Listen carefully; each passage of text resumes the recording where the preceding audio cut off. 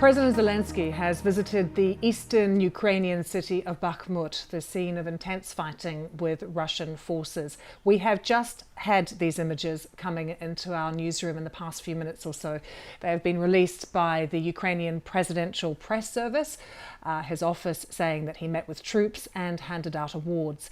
Now, this is a visit that happened as the country marks 300 days since Russia's invasion. We've also been hearing from Vladimir Putin, who says the situation in annexed regions is extremely difficult and has ordered his security service to strengthen borders and tighten social control within Russia, telling them to quickly identify traitors and saboteurs. Vitaly Shevchenko, Russia editor at BBC Monitoring, is with me now. Vitaly, it's already a pretty repressive state in Russia. There's Vladimir Putin ordering it to be even tighter, I guess. But did you see what he said today as also being an admission that things aren't going well?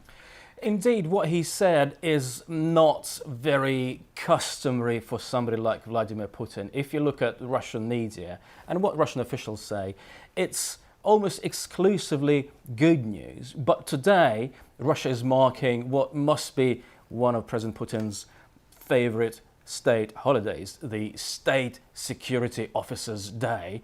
And addressing state security officers, he said that the situation in the four Ukrainian regions which Russia tried to annex in September, he said it was extremely difficult, and he said that security services in Russia have to work harder to expose spies, saboteurs and traitors.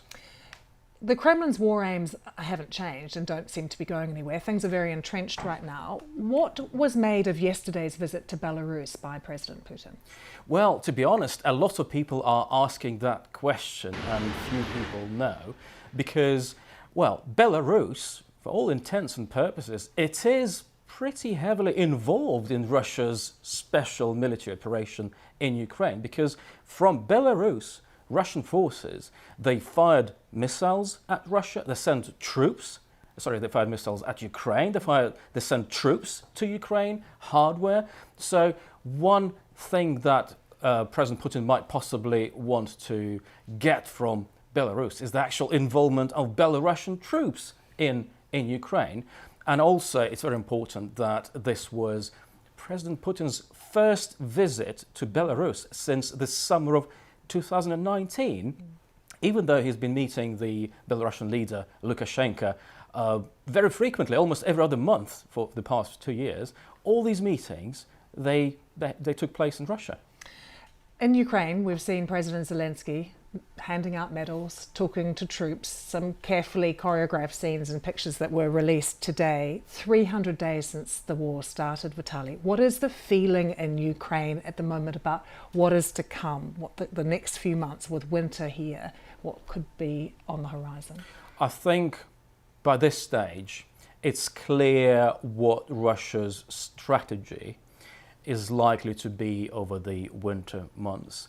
Russia's tried capturing parts of Ukraine by doing fighting on the ground, but right now the only place where this is still going on, there's fierce fighting, it's Bachmut, which President Zelensky visited. But Russia's strategy, it's more focused at firing missiles from thousands of miles away at Ukrainian infrastructure across all of Ukraine to take electricity out, to make sure people across Ukraine have no heating in their homes, no running water.